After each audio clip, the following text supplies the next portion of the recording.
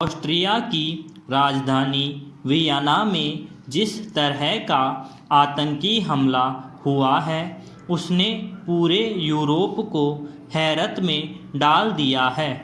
Austria एक शांत देश है और वहाँ पर इस तरह की घटना अप्रत्याशित कही जा सकती है। जिस तरह से प्रशिक्षित हथियारबंद आतंकियों ने एक साथ हमले किए उसने पूरे यूरोप को सोचने पर मजबूर कर दिया है। फ्रांस से शुरू हुए हमलों का दायरा अब पूरे यूरोप में फैलता जा रहा है। एक बार फिर से आतंकवाद के खिलाफ वैश्विक लड़ाई की बात मजबूत होने लगी है। कभी भारत ही आतंकियों के निशाने पर था। भारत ने अपने बलबूते पर आतंकवाद का दृढ़ता से मुकाबला किया। इस बीच कई बार अंतर्राष्ट्रीय मंचों पर भारत ने पूरी दुनिया को एक होकर आतंकवाद का मुकाबला करने की अपील भी की थी, लेकिन इसका कोई असर नहीं पड़ा। अमेरिका, ब्रिटेन और यूरोप के देशों ने कभी इसे गंभीरता से नहीं लिया। आज आतंकवाद की चपेट में पूरा यूरोप आता हुआ दिखाई दे रहा है। जिस तरह से एक घटना के बाद लगातार सुनियोजित तरीके से क्रमबद्ध हमले हो रहे हैं उसने यूरोपीय देशों को भी सोचने पर मजबूर कर दिया है।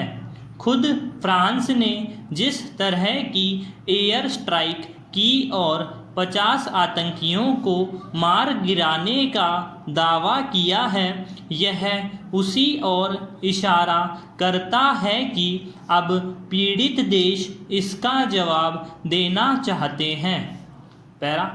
खैर, यूरोप आज आतंकियों के निशाने पर आ गया है। फ्रांस ने अपनी लड़ाई शुरू कर दी है और खुद अल-कायदा समर्थित आतंकियों के खात्मे के लिए सेना लेकर मैदान में उतर गया है। दूसरे देशों से भी यही उम्मीद होगी। संभव है कि अब आतंकियों के खिलाफ कार्रवाई के लिए ज़्यादा देश एक साथ आ जाए।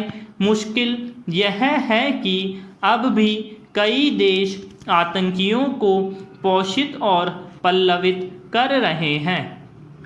ऐसे देशों का सामूहिक तौर पर बहिष्कार क्यों नहीं किया जाना चाहिए?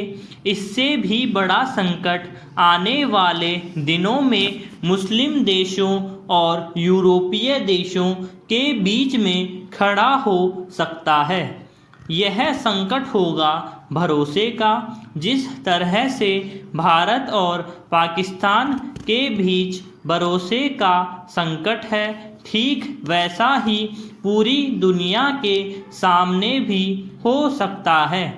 ऐसे में ज़रूरी है कि मुस्लिम देश भी आतंकवाद की लड़ाई में बिना किसी भेदभाव के मैदान में आए और गलत लोग और देशों का साथ देने से परहेज करें।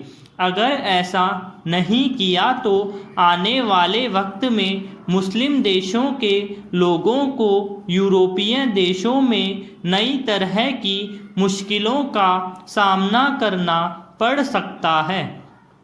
फ्रांस ने जिस तरह से आतंक का शिकार होने के बाद अपनी लड़ाई शुरू की है, ठीक उसी तरह से अब पूरी दुनिया को एकजुट होकर आतंकवाद के खिलाफ लड़ाई के मैदान में आना पड़ेगा।